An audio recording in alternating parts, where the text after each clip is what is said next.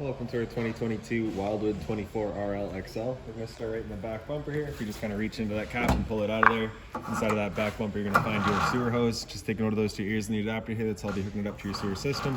The hose itself, once fully extended, is about 20 feet long. Keeping it stored in the bumper back here just to help keep any sort of stench out of the unit and keep things that little bit fresher for you. And then that cap just kind of presses back into place. There we go. Down in this corner, as well as in each corner of the trailer, you're going to find these stabilizer jacks here. So what they're going to do is they're just going to run down, contact the ground, give them another turn or so just to firm them up, and they'll just get rid of any sort of bounce or sway that you see you got in the unit right now. Additional to those, you do have these JT strong arms. So your sways will do kind of your up and down and your side to side. These strong arms will do your front to back. So you just want to make sure that T-latch is loosened off, allowing the two poles to kind of telescope inside of each other, so that as you're going down or up, you're not force straightening them. And once you do have them in place, you're just going to lock down that T-handle, just holds it firm, prevents it from doing that back and forth. Up from there, you're going to find a cable and satellite inlets, just a coax cable plug into their respective ports, cable on the left, satellite on the right. Towards the front of the unit, you're going to find this little port here. So if you pop that on open, you're going to find a little metal tab kind of down in the bottom corner there. It's going to line up with that notch there. You're going to line it up, press it in, give it a little eighth turn, and that'll lock it into place. And then you get the threaded collar in the back there to really lock it down. Following the cord back, you're going to find a standard 30 amp end there. Most campsites are going to have that. You can just plug straight on in and you're good to go. We do also provide you with a 15 amp adapter. So if you're looking to plug in at home to charge your batteries or run your fridge, you've got the power to do so. Right here, we've got your sewer system. So that cap there, you just kind of want to press it in, give it that little turn. You can see it pops right out of there. You get the same two ears on it that you had in your sewer hose, so that'll attach the same way. Press it in, give it that turn, clicks in, there we go. On the left here, you got a black valve, so that black valve is controlling your black tank. Black tank is filled from your toilets. That's of course going to be our dirtiest water, so we'll be dumping that first. Once that's done, you'll then come to the gray back here. That gray tank is going to be filled from your sinks as well as your showers, so typically cleaner water. We'll dump that last just to help keep that hose as clean as possible. Straight up from there, we've got your exterior shower. Still get a key just like this guy here. We can stick it on into there, open it up, and you get your 3-foot hose with the standard head, just pulls on out of there. Hot and cold water, so if the dog's out getting muddy, you can spray him off before he gets inside. Once you're done, you're just gonna tuck that hose back up in there, hide that handle down underneath the knobs, and lock her back up. Up from there on the right, we've got your city water connection. So you pop that cap out of there. You're going to take your water hose and plug it into there, turn on the water, and that'll just pressurize the water lines throughout the unit. To the left of that, we've got a black tank flush. So over time, you may notice after having gone and dumped your black tank, your monitor panel is still reading 1/3 or 2/3, even though we know for a fact it is empty. Typically, that's some debris inside of the tank just hanging between your probes, causing that misread. So what you're going to do is just take your water hose, plug it into there, open up your black valve, and turn on the water. That'll just flush out that tank, getting rid of any sort of debris that could be causing that issue. Another couple of steps forward, and we've got your storage compartment here. So just the magnetic latch holds it open. It does see straight through to the other side. Got your stabilizer jack down here. The only difference is that your JT strong arm goes towards the front and center of the trailer. Towards the front of the unit, you got a little white box back here, so that's your battery disconnect. So you can see with that keyway pointed up, that's it turned on. With it turned over and off, pulled out of there, that's your battery then turned off. Battery itself is housed inside of this box right here, so as long as you're plugged in through that short cord in the back or your 7-pin to your tow vehicle, that battery's charging for you. These two knobs there, if we just loosen them off and push that from the back, and then you get access to your propane valves. So inside of here, they are just teed together into the one regulator, so you're just going to kind of open up the one tank, run off of that until things stop working, then you'll close that one off, open up the other tank, run off of that while you get the other one filled. In the front, you've got a power tongue jack. So on the left there, you got your light switch. Then on the right, up is up, down is down. In the back here, if you pop that cap off, gives you access to your manual override. So if your batteries were to die, you can still run it in and out, or up and down, I guess. Just gonna tuck that back in there.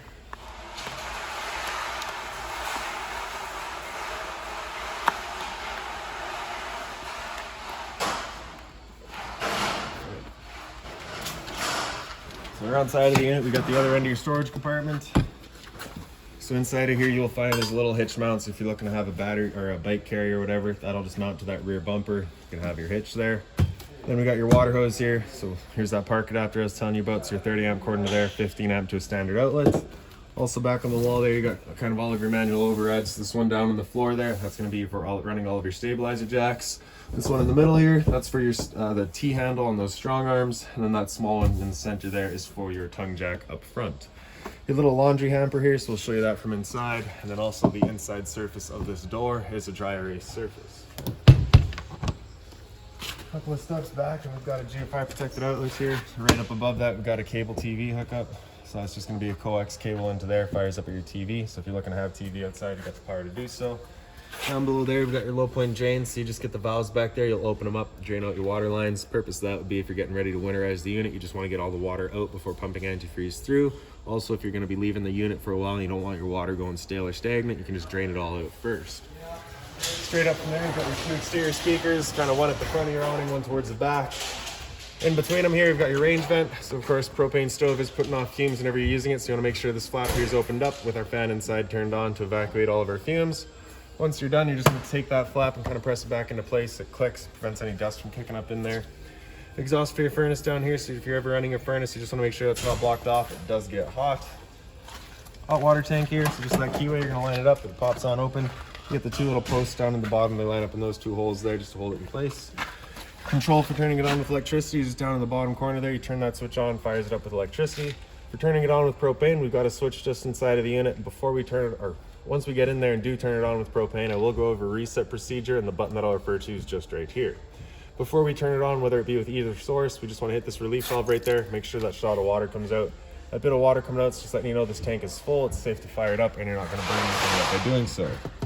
Line up those two bottom posts, press it back into place, line up that keyway, and lock it back down. Right behind there, we've got your freshwater tank fill. So you're just gonna pop that cap off of there, take your water hose and stick it into there, turn on the water. That fills up your freshwater tank. You know that tank is full once it starts spitting water out of that vent there. Right down below, this little white gate valve there that's still just kind of dripping. That's gonna be your freshwater tank drain. You just pull that valve, drains itself out. And then around back of the unit, you've just got your spare tire back here, and straight up from there, you're gonna find a pre-wired mount for an observation or rear view camera. And then we'll make our way inside of the unit. So the door is just on a friction hinge. It just kind of sits wherever you leave it.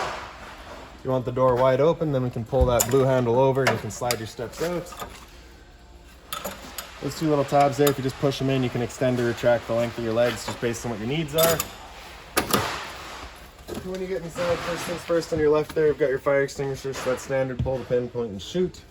Your dimmer switch right here, so you can see that little light's turned on, just letting you know you got switch power at the switch there. You're just gonna touch it, turns on all of your lights. If you press and hold, it'll dim them down. Continue holding, it'll dim them back up. Straight up from there on the right here, you've got your awning switch, so if you press and hold the top of that, it makes its way out. Once that awning's fully extended, you're going to see a little white flap come down as well as the black of the metal tube. Once you see that, you're going to want to stop. If you were to continue extending, it can actually wind itself up backwards, in which case the fabric will be underneath the tube, allowing it to then hold water, accelerating the growth of mold and mildew. So once you see that flap, we're going to stop. And once you see the metal tube, I guess we'll stop. So there's our flap, there's our tube, so we'll stop right there. Now if it were to start raining, it's of course going to be holding some water anyway, so what you can do is grab either arm, just pull down on it. And you can see that changes the pitch of the awning out at the head, allowing water to then run off. If you like that angle better, because it does give you more shade, you can do the same thing with the arm up front. Before we bring them back in though, we just want to make sure these guys are back out straight and fully extended, just so that we're not running the risk of bending them. Then we'll press and hold the bottom of that switch, and the awning will make its way back in. Again, just making sure that our fabric is over top of the tube. And the last thing to keep in mind with your awning is that it does catch a lot of wind. So once you get up to about 15-20 kilometers an hour wind, you want to bring it back in. Again, just so that you're not running the risk of bending your arms. And once that awning's closed, the electric motors will just lock in place, holding that awning firmly against the side of the unit. And just right before we close it, I'll turn on this little light right here on the left there. And that's your awning right there.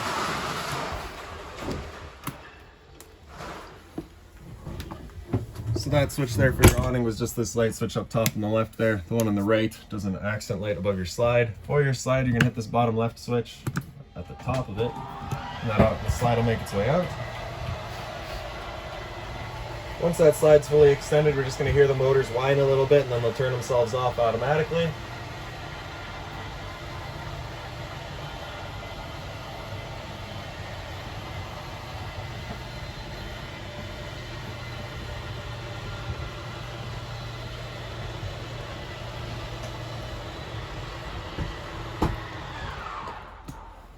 Up Up from there, we've got your water pump switch on the left there. So turn that switch on, turns on your water pump, drawing out of your fresh tank to pressurize your lines.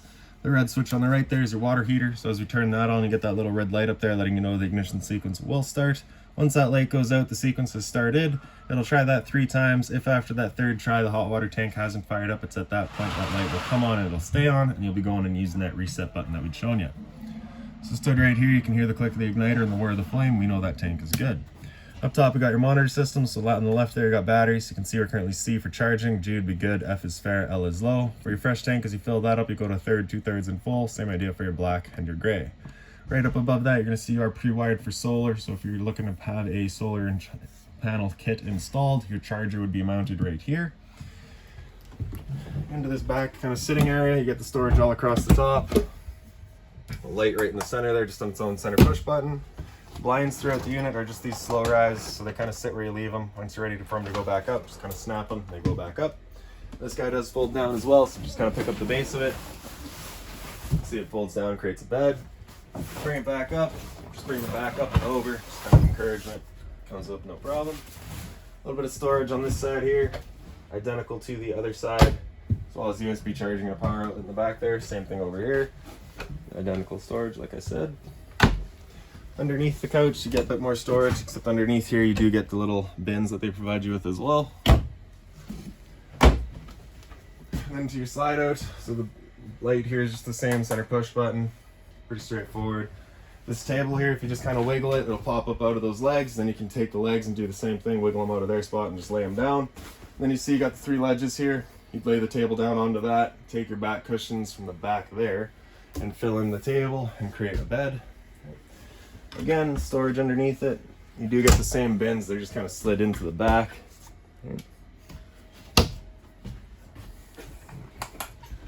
In your kitchen, so you get your little bit of storage up here.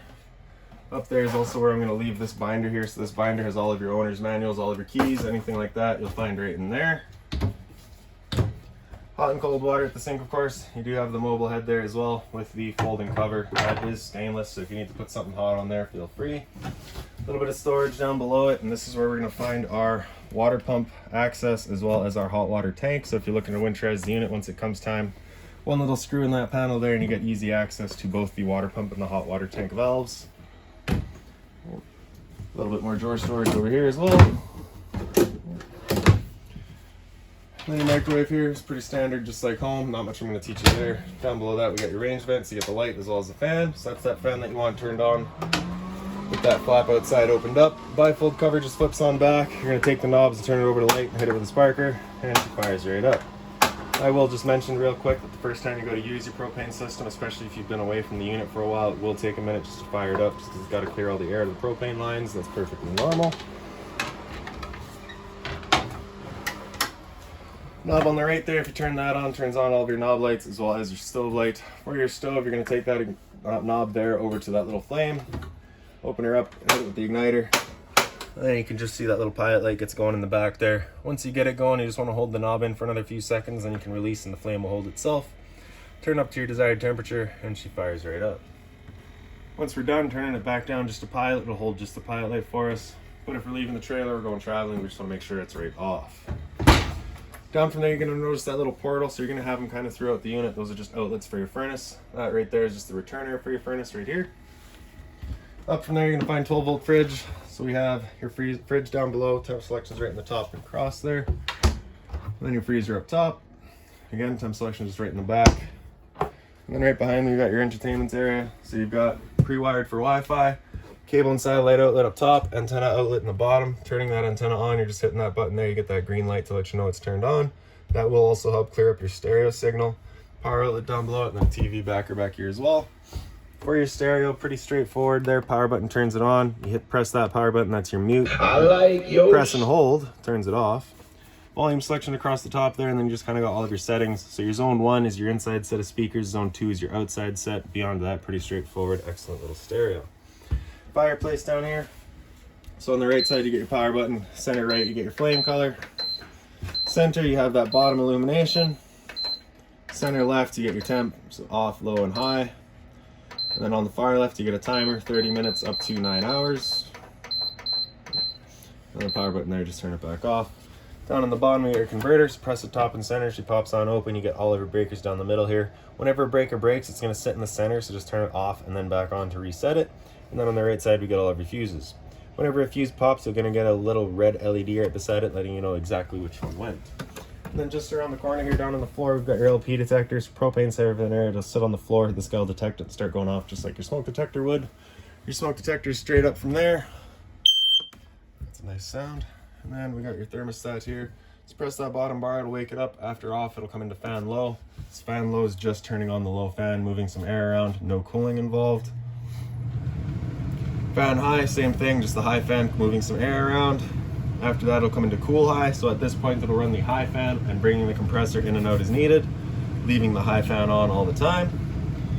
Cool low will be the low fan on all the time, compressor in and out as needed. Once you get into cool low auto, that's where it'll become an on-demand system, so both the compressor and the fan will cut in and out as needed. Cool high, same thing, on-demand system, but now running the high fan. With it going, you basically have two different options. You can have these two louvers here closed, in which case we're using all of the ceiling ducting to move our air, or you can open them up and it just dumps all of its air into the living room here. So when you first get out to your campsite, you want these open, cool off this air as quickly as possible, then you can start closing them off, moving the air throughout. After cool high, if we hit that bar again, it'll come down into heat, it'll turn off the air conditioner and turn on the furnace, and like we've shown you, it'll be moving its air through kind of all the little portals that you see throughout the unit. For the first couple of times you run that furnace, you may get a little bit of a smell throughout the unit. It's just the new furnace smell, it will go away. After heat, just hit that bar again, comes back into off and just kind of cycles back around. Those two arrows there, just your temperature selection. And now into the bathroom here. So you got your light switch up on the wall over here. Right beside that, we got your GFI protected outlets. You test on the bottom, reset up top. So if you ever have outlets that don't work, it's the first thing you should check. Your medicine cabinet here just kind of opens up. You're gonna see that little metal tongue right there. Holds onto that little elastic kind of as your travel latch. So once you have that closed, hold it shut. Hot and cold water at the sink, of course. A little bit of storage down below, just being mindful of our drains and our water lines. Down here you will find a toilet paper dispenser. We just don't install that simply because location is entirely personal preference. A little bit more storage over here. And then to your toilet, it just flips on up. You get your flusher on the right side there. And for your shower, you get standard head and hose, hot and cold water. The curtain, I guess, the door, it's not a door. Shower curtain just magnetically holds itself shut. And then also if you have it open all the way, the magnetic holder at the bottom holds it open. A bit more storage space over here. And then up into the bedroom, oh no, roof vent, sorry. So turning that knob to open it up. And then in the back corner, you got that switch, turns on the fan. And then we'll make our way into the bedroom here. Inside here, over on the right wall there, you got your light switch, and then you got your closet here as well. USB charging up on the wall there, as well as a little closet space. So that closet space is accessible from the front, or from the head of your bed. So they do call that CPAP storage as well. So you do have the power outlet in there too. Identical spot on the other side here. Again, does see straight through. Then up on the wall here, you've got your emergency exit. So you're pulling that red tab to get rid of the screen, taking this handle here, throwing it outside, and hopping on out. And then lastly, if you just pick up the foot of your bed, you do get access to your storage compartments as well as the little cubbies there. And the TV backer is right in here. Cable and satellite outlet for it, power outlet for it. And really, that is about it. So if you've got any other questions on the unit, please feel free to give us a call, 204-237-7272.